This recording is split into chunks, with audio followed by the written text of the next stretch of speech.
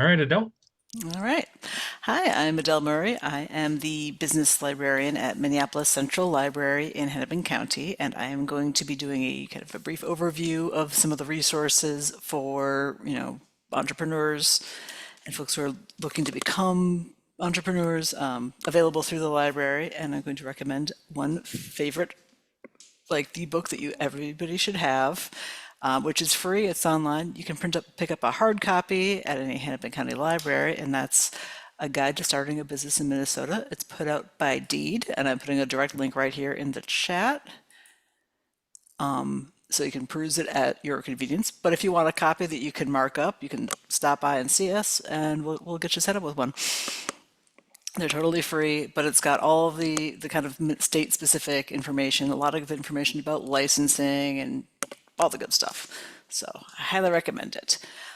As for the rest of entrepreneurship, a lot of that is going to be online. So I'm going to take you through what we have through our database collection.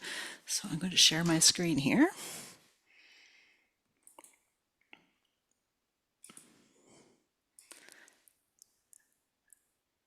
Okay. And so, yeah, like I said, I'm at Minneapolis Central Library, part of Hennepin County. We are part of the MELSA Regional Library System, so we share a lot of resources with Ramsey County, the other Twin Cities locations. But within the county, there are 41 libraries in Hennepin County. Our general website is www.hclib.org, and our Ask Us phone line is 612-543-5669. So to access any of the resources I'll be talking about tonight, if you're doing it outside of a physical library location, you will need to sign on with your library card and your PIN number. And so to do that, you'll go to www.hclib.org, and you'll either log in if you already have it set up, and if you don't have a library card, you can get one. So click on About the Library and then Library Cards. If you're in Hennepin County, you can actually get an e-card pretty much immediately, and you can use that within about 5 minutes on the computer. If you wanted to pick up books, like physical books from the library and bring them home, you need to stop by a library and get that converted to a traditional library card. Outside of the county, what you would do is you'd get the library card from your home system, so Ramsey County, Dakota County, Scott County, Columbia Heights Public Library. You'd bring your card in, or you'd go to that same link online, click the Ask Us link, and they can set up your library card and register it with our system so that you'd be able to use it. And that's a very, very quick process as well. Okay, so we have, I think, 180 or 150, 150 some databases at the library. So that everything from history and old newspapers, some music, some language learning, a lot of stuff for the kids. But we do have 18 or so that are really focused for businesses. This ranges from just things for stock, finance, so things like Net Advantage or Value Line or Morningstar. Those tend to be more of the investment things. We have a whole slew of things from the Gale company. So Demographics Now is a fantastic one for mapping and for customer segmentation information. Entrepreneurship is a really fantastic one for people just wanting to know about entrepreneurship. And there's a plan builder tool, which I think I'll show you in a moment here, which is a great resource for being something that you can actually manipulate and make your plan on while linking out to all sorts of really good information. Other ones we have are Merchant Intellect and Reference Solutions. Those are both really good for doing all that competitor research or building up mailing lists for, say, a marketing campaign. And then we have just several other ones available for looking up articles and things like that. We have a couple of really specific ones that almost nobody ever uses. Nobody's ever asked me for a human rights resources compliance library, although if you are wanting to know about that, we have a resource for it. And then we have, finally at the end of the list, we have Winmo, which is pretty much for people who are doing advertising. Advertising agencies use it to pair up with companies. So we do have a lot. And in addition to our business resources, it's in a different area on the it's not like listed with our business resources. It's under grants and foundations. We also have Candid's package for grants to individuals, and then the foundation directory for nonprofits. So if you're doing SEO, not SEO, what's the term for it? A social enterprise or kind of a B Corp, that is also something that you might want to be looking into, or if you're starting a nonprofit on your own. So we have a lot. So to access those, you'll go to hclib.org, you'll click on Browse and pull up online resources. To filter down to get just the business ones, you'll hit the filter by category and select business, or grants and foundations if you're looking for nonprofit information. Okay, the first one I want to talk about is the Gale Business Plan Builder. It's a planning tool that you can use for a for-profit business or a nonprofit. It will actually ask you, that's one of the first questions that you'll set up, because some of the options will be a bit different if you're doing a nonprofit. They'll ask you a bit more about, like your mission and some of your other, the way your board would work and things like that. It's available in 15 languages, integrates informative articles on planning and management and legal forms directly from the app itself. It's got a lean canvas with a full business plan option, so you can go as detailed as you like, depending on what your business is and what your planning needs are. You can actually set up other users on it. So if you are working with a mentor or business partner, you can both have access, and you can assign the level of editing power that they have. So that can be a handy tool if you're not doing this alone, because almost nobody is. Every single step of the way, every time you're filling out a blank, there's going to be a prompt that will take you, that will either give you an example or ask a clarifying question to help you fill it out. It's not so much you're expected to know what every detailed answer is. It will help you think it through. This is like the only tool I've seen for this where it actually helps you generate the thoughts as it's requesting them. It gives you prompts and suggestions at every step. You can save it as a PDF, Excel, or Word file, and it's a pretty strong tool. And I'll kind of take you through these in just a couple seconds here. Actually, I'll do that now. So for that one, bouncing over, we're already on the page, and the plan builder is here. So the way you'll access it is, even though you'll have a library card to sign on with, you will actually start an account directly here. I'm going to sign in, and it has my demo account in here already. It gives you a default scenario. You can change your default scenario. That's basically like the core idea of your business. But you can set up multiple scenarios for it. So I'm thinking I'm starting a food truck, but if I decide to go to a brick and mortar restaurant, I could just set up another scenario for that and keep a lot of the same information without having to enter things multiple times or risk losing any of that kind of history of thought. The entrepreneurial profile section, it gives you a worksheet and connects directly out to profile resources. And basically, a lot of these are, what is this? How does it work?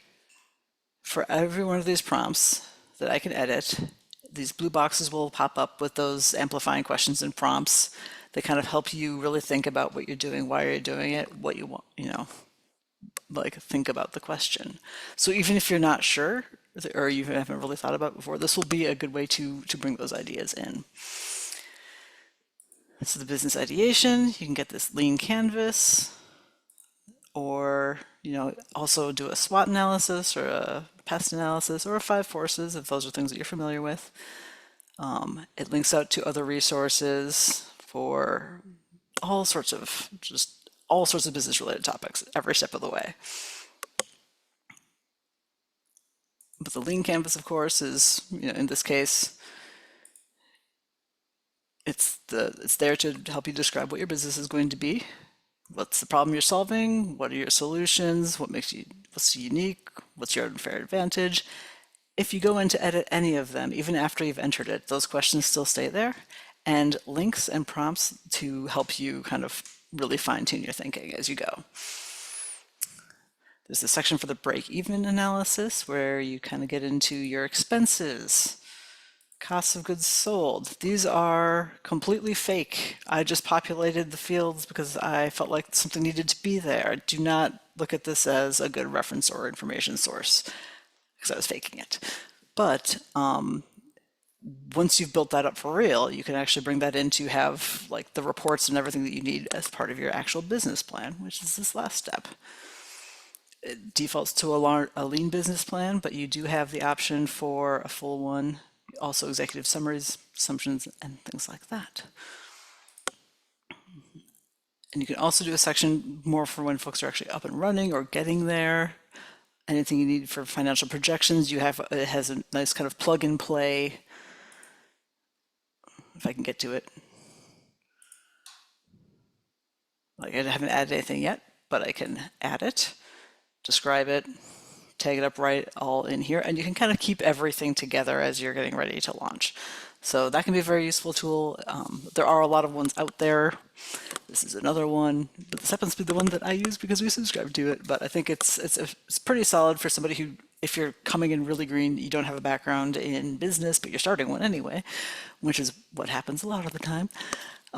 It can be a really handy tool. So I really like to show that one off. And I like to show that one off first because along the way of your planning, that's when the research comes in. And this is where, this is kind of, I'm going to teach to the test a bit here. So Plan Builder is the first one I wanted to talk about. Going next. Our next one is Mergent Intellect, which is one of our two big company research databases. It's actually a collection of 7 different databases. I start off with First Research. It covers about 500 or so industries, and it gets you really nice in-depth reports about what's happening in those industries. So to get there, we'll go back to our resources page, scroll down to Mergent, and click on First Research. Now this is where you're going to have, this might be the first time you come across it, maybe you've done some researching. Industry codes are a very huge thing. NAICS codes, SIC codes, they're kind of like the Dewey Decimal and Library of Congress organizations for instead of books, it's for businesses. SIC codes really have a bit more of a manufacturing focus, and they came out earlier, like in the 1930s. They haven't been officially maintained for a while now, but they're still in use. NAICS codes came in later, I believe like in the 90s. Don't quote me on that. But they were made to kind of give more uniformity between Canada, the US, and Mexico. So it's like the North America industry classification system now. And it did add a couple categories for things, to give a bit more depth to like the service industry. So like you'll come across both sets of numbers. They're both worth tracking. When you find one, write it down. You'll always need them and you'll always find more. And whenever you try to use one, you might not find as much information as you'd like to because they're pretty, there was not one group of librarians that was assigning these, assigning them to businesses. A lot of them are just kind of either self-reported or get added by a different age, like the Census Bureau or somebody. So they're not necessarily only tracking that, and they don't necessarily do deep cataloging. So sometimes they're never as precise as you want. But in First Research, this is usually where I come across and start poking around at it. I could type in my search. I want to start a food truck. So I'm hitting food truck. And so there's not a heading for food truck, but under here, it is covered under mobile food services. So that NAICS code would be 722330, and the SIC is 5963. I'm gonna write those down, and I'm gonna put those on my list so I can start, because other ones may show up as I'm doing my research. But I click on the report, and it will give me a ton of info about what's happening in the industry. It will do it quickly. It will not do it quickly. Okay, so industry overview. What's the industry about? What's happening? What are they doing? Forecast. What's the outlook? Critical issues and business challenges. These are things that are going to impact the industry. Like critical issues might be more of a not specific to an industry, but it's kind of hitting everything. So things like COVID figure out pretty heavily. And business challenges would be a bit more industry specific. So things like for a food truck, the variable ingredient and operating costs can be a thing. For each of these main topics, you can click out into this view all bar, and that will expand to give you some more information. One thing I tend to like to do is I will click the profile overview. That will automatically expand every single one of those. And then I'll hit Control P to print or print to PDF. There is not a on-site print button. But it gets into business challenges and trends, opportunities in the industry. Executive Insight is a section for kind of who are the founders, what do they need to be considering, what should be on their radar. It's not necessarily the things that your frontline staff always need to be having at the top of their, list of concerns, depending on the company. Then we start getting into the financial information, and now this is industry-wide, and it is focused across North America, so it's not hyper-specific, but it kind of gives you changing consumer prices. So some information is coming from the Bureau of Labor Statistics, but you get into like some of your quick ratios, working capital turnover, company benchmarks, income statements, balance sheets, a lot of financial ratios, and by clicking on them, you can find out what an inventory turnover is, and it bounces right out to tell you what that means. So this is information that you'll probably want to be considering as you're doing your planning. Oops, I popped out too far. Then it gets into some economic stats and so forth. Another nice thing about it is it will, on the left-hand side, it gives you a quick navigation. It provides links out to related industry, like the reports for related industries, so catering and things like that, restaurants, and so forth. On the right-hand side of the screen, we've got a quick graphic for industry growth ratings, some top business tweets that don't seem to be working in the past couple of years. Nobody knows why. Industry indicators. So it's just a kind of a brief report of kind of where things are going. It kind of ties in with the industry forecast a bit. Call prep questions could be things that you want to keep in mind for if you're talking with somebody who might be investing, or if you're trying to really hone something unique about your elevator pitch or things like that. Then it links out to industry websites. Now these can be really handy because a lot of the time in business reference and on all reference, the question is actually who cares? So finding out who cares about food trucks, they'll probably be the ones writing about it. So their, trade associations will be, if they've got a journal or a blog even, that's where you can find some really great information. So it links directly out to those. And then there's also a glossary of acronyms or jargon that's used in this industry that you might not come across anywhere else, such as MFPV, Mobile Food Preparation Vehicle. I would have just called it a truck, but who knew? There's a term. So this can be some good, useful information for just the general big picture industry stuff. We also get into, same off our homepage here, you see this big keyword entry box, don't use it unless you have a stock ticker price. This will be very, very specific. If I typed in food truck, I would not get a list of food trucks. I would just get companies that have food truck in their official business name. So I always, when I'm doing a company search, would use the advanced search here. And here you can go by company name, the location. You can set it to whatever metrics you want in the US. So state, city, state, just use the zip code. And then again, that industry thing. That's going to be how you're finding your competitors. So you'll use your SIC or your NAICS codes, and you can drill down using these carrots or the little arrows to really nail the code that you're looking for. I'm going to search for pottery products, I guess, and we found 2,196 companies in the US. Cool. If I search it up, I get that list here. Mergent allows you to download 20,000 rows of data at a time, and the spreadsheets can be kind of large. I'm just going to grab like the first page of them to show you what that looks like. If I build the files here, it gives me the standard readout, which is going to be your company name, location, subsidiary status. But I can also opt in to get their NAICS codes and SIC codes, which if I'm early on in the process is what I'm going to be doing here because those codes are the gold mine. So I'm going to grab some of those. And I'm going to name it test 1. It's going to download a spreadsheet.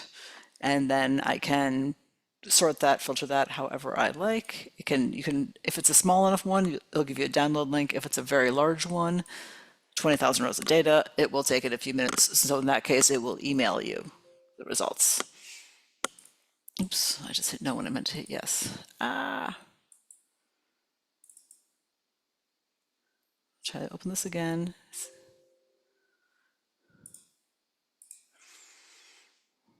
And we're not going to really pour into any really great detail here, but just to kind of get the gist of what you get for grabbing the first 10 results.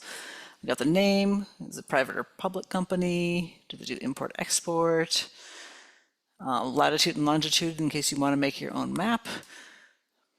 Marketing pre-screen stuff, minority owned indicators, do they own or rent the property, their website, how long have they been around? We've got one here from 1811, that's kind of cool. Then, sorry for the seasickness, this must be looking really fantastic on the screen. Physical address, and then we get into the NAICS code and descriptions. If I'd selected more of them, you'd see more of those.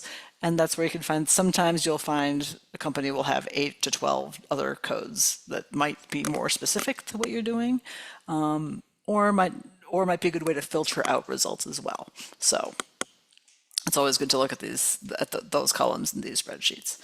But you can also get, if it's like a big publicly traded company, you can get a lot of financial information from them because it pulls from SEC filings and things like that. So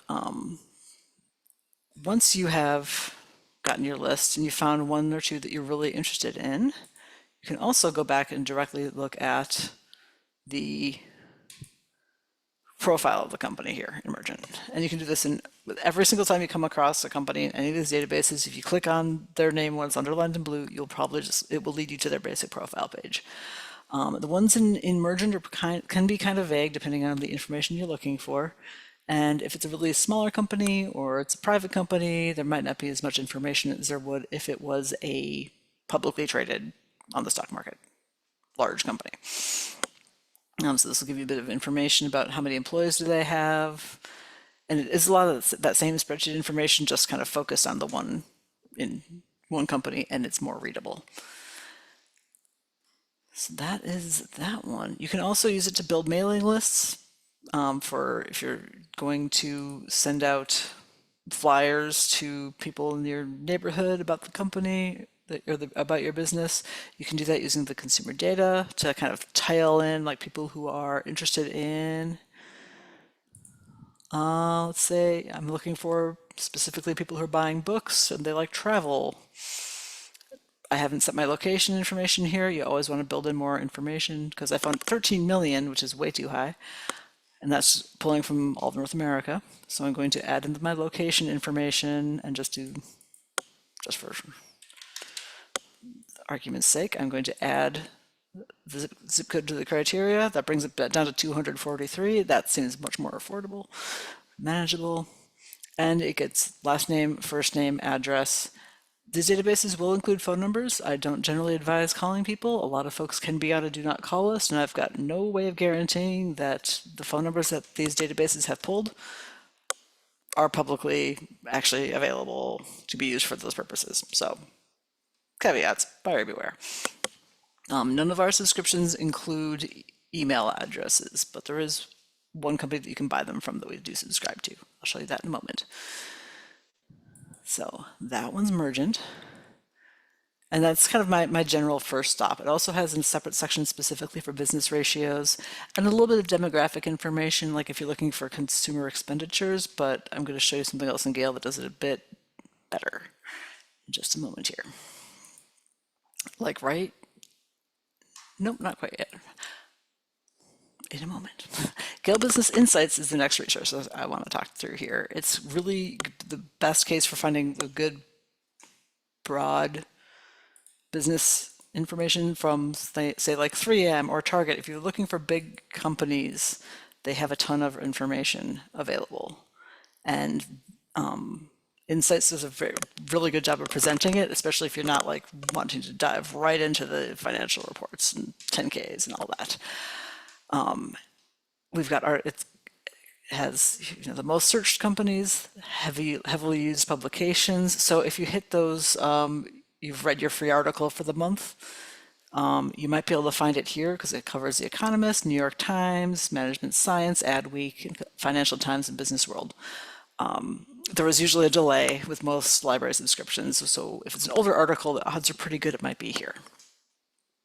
You can research by topics such as accounting, banking. If you've got a social enterprise, I'm starting to see a lot of those questions coming through. This is the only source I've seen that has that kind of pulled out as a section that you can like look at specifically, where they have list some companies. They kind of break it down by what kind of source it is. Is it a case study? Is it a news article? Depending on the topic, you can click on SWOT analysis, which could be useful for when you're doing your SWOT for your company and your plan. It's just a pretty well laid, for a business database, it's really well laid out for just kind of browsing and exploring. So I really like this one a lot. We've got more industry reports. The Plunkett reports and market line reports that you can get here are a bit more focused on the financials than on the what they do, but that's also information that's worth looking into. And then you can kind of look even more regionally and, internationally here as well. But like most databases, just because of the amount of information that exists when a company goes public, it's going to still have much more information on the big public companies than it will on private companies. And that's just the nature of that kind of information. So I like this one a lot for kind of my general questions about everything. It's kind of one of my top recommendations. Bum, bum, bum.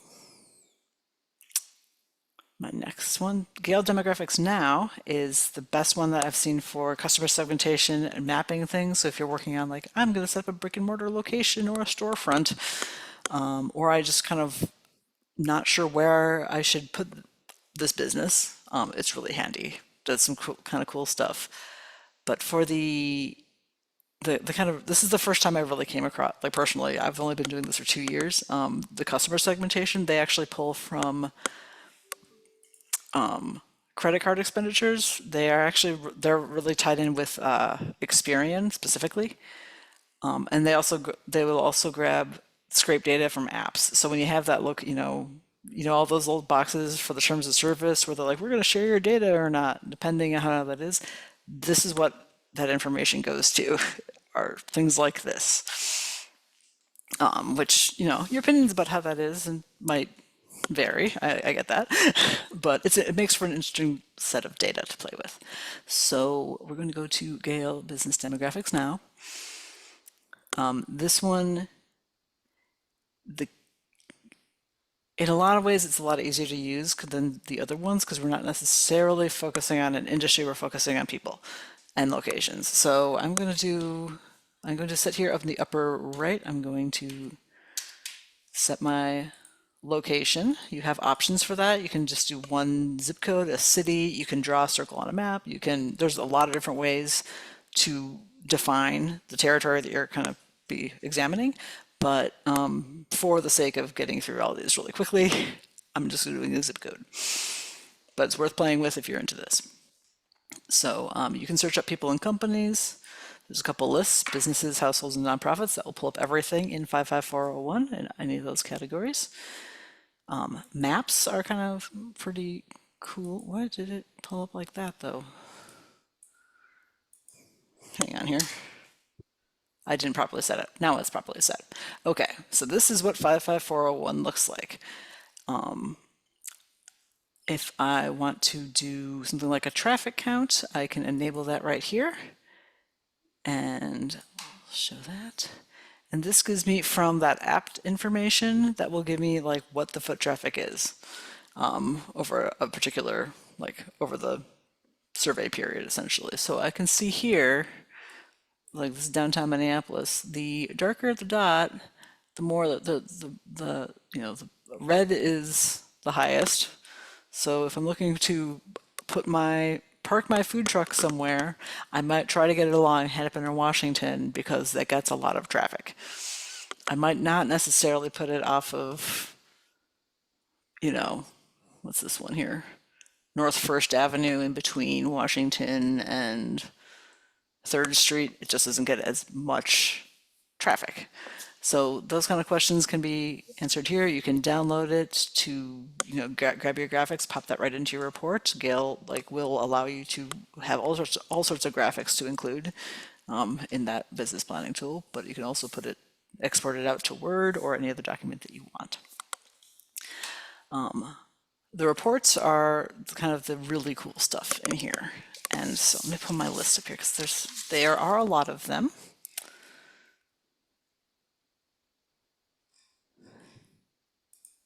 Sorry. The reports are good. There are some good reports there worth looking at. You can grab, this is just tying it to 55401. That's the only bit of information it knows. So I can, there are a couple things like a business site prospector. If I have an exact address I'm looking into, that can give me more information about the block that it's on. It's kind of finicky to use, but it's neat to know. But the demographics reports are great. I'm going to set it to summary because I'm only summarizing what's happening in one location. If I had 2 or 3 locations listed up here, I might want to compare or rank them. But for this case of a summary, I can just pull these up and it will just give me the information for this one area. And so they have some basic demographic summaries, consumer expenditures on clothing, convenience stores, food and beverages at the grocery store, restaurants. So what are people spending at restaurants? That would be of interest to me as somebody who's looking to go into that general industry. I can run the report and it's going to tell me, here's how many households we got, 2023, income, how many establishments at all, not just industries, but just general businesses are in this area. But here's where it gets kind of more useful. So in this area, the average household annual detail or expenditure for breakfast and brunch will be $243. For dinner, though, it's $1,500, followed by lunch for $787, which kind of tracks for being downtown, where a lot of people are going to be eating on their lunch breaks or going out to one of the really fancy restaurants. So it kind of really gets some of that more detailed, where the money is being spent and how it's being spent in that area for that particular report. But my favorite, we also have a daytime population summary, which can say, well, it's 55401. It's right on the edge of downtown in Minneapolis. So we have a lot of condos in the area. It's not all the businesses, but you do have a wide range of how many people are here overnight versus the day. So we've got households, 8,000 households, 12,000 people living here, in 55401. But the daytime population goes up to about 55,000. So if I'm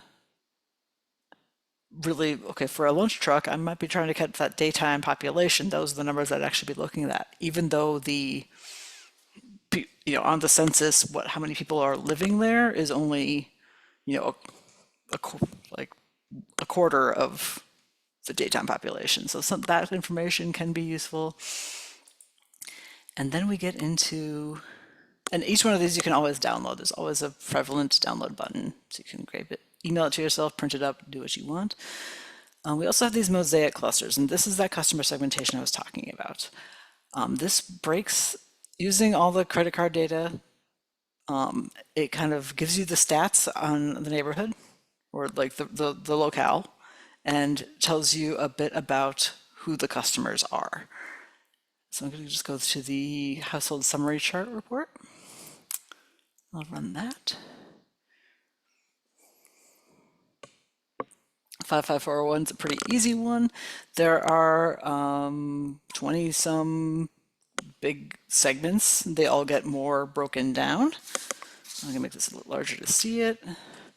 So in this case, we've got this dark blue one, it's Power Elite, and then this one here is Young City Solos. So those are the biggest chunk of the population.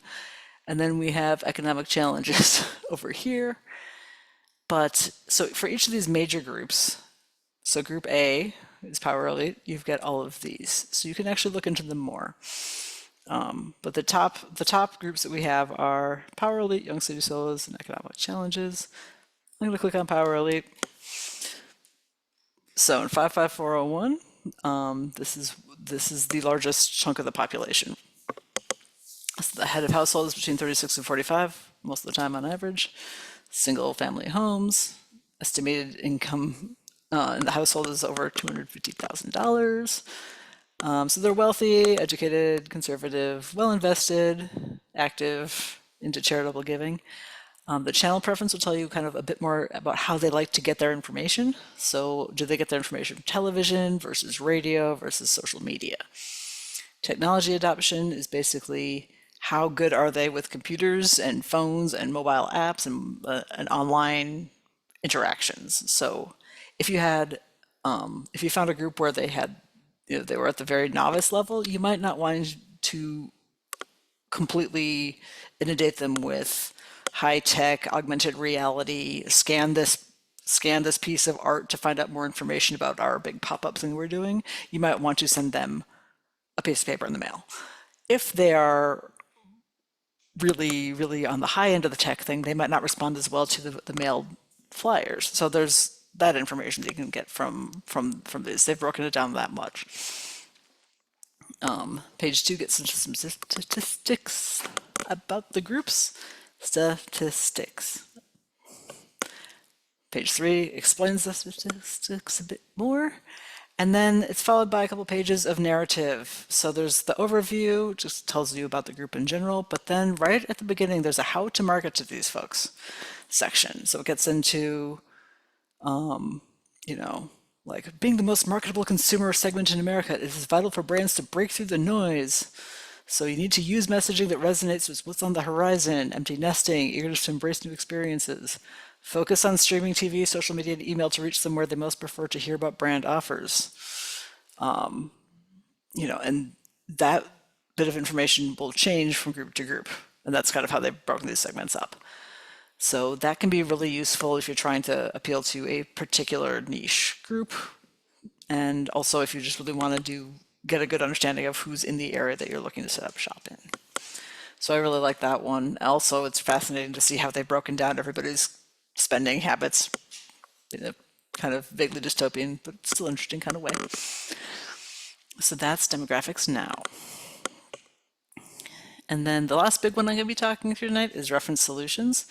It's very much like Mergent in that you can use it to build a mailing list or a competitors list. It's really large, but it's a bit more limited. You can only grab 250 results, like businesses at a time, but their profiles include a lot more business, like B2B information, and shows a bit more what they spend, which can be really useful if you're focusing on B2B, or business to business. And so that one's going to be also known as data axles, sometimes reference USA, depending on when it was the last time anybody looked at it. But we'll go into the US businesses database, click on advanced search. Advanced search is your best friend. Sometimes this one's a little bit slow, especially in this room, so I'm really hoping it goes through. Excellent. And here I can plug in my NAICS codes. I'm not going to do that right now for the purposes of this because I only have a few minutes left, but I'll say manufacturing. I'm going to update the count. I haven't added my location information yet, so I'm going to do that next. I'm going to say 55. Let's see what we have. We have 60. That's a good number. So I've updated that count. The nice thing here is it defaults to give verified results only, so they've actually called to check in with these companies lately, which is kind of unique amongst the database sets. So I'm going to hit view results. It's going to give me that list. I can look at one at a time, or I can download 25 at a time. If I wanted to download up to 250, I would go page by page and hit that top box.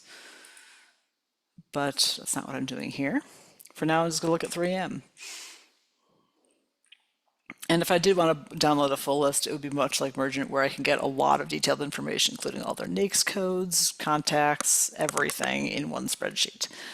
But what I wanted to specifically show you in here was their profile pages are really well laid out. They've got your basic information, who are they, where are they, their codes right out of the gate. Business demographics, so how many location employees at this location, what's this location's sales volume, how long has this branch been in the database. Then it gets down into business expenditures. So, and this is just for this one office, it's not necessarily all of 3M, but they spend 10 to 50K on contract labor. They spend 5 to 10K on technology, payroll and benefits. They spend up to $250,000. So depending on your industry, this might be information that's really going to be like what you're wanting to know to reach them if you're hoping to do business with them. We'll have their information on sales volume, employee size, some brief history of their business. And there's also just really neatly set up, there are nearby businesses that's locationally nearby. And there's the competitors report, which are thematically nearby. So companies that do this similar things, you can find them right from their page. You can download this in a spreadsheet or you can print it out and read it however you like. So those are my top, kind of the greatest hits for what we've got here at the library. Like I said, we still have 15 or probably 12 more we could go into.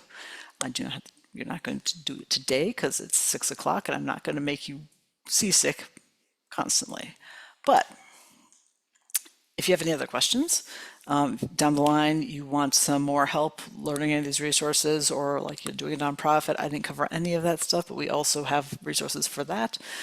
You can drop me an email. It's amurray@hclib.org, and the number is 612-543-8082. I do take appointments, so I can sit down with you and help you learn how to do the research on your own. I can't do all the searching for you, but I can show you how to do it. So yeah, if you have any questions, drop me a line. Or if you have any questions right now in the next couple of minutes, you can ask them now.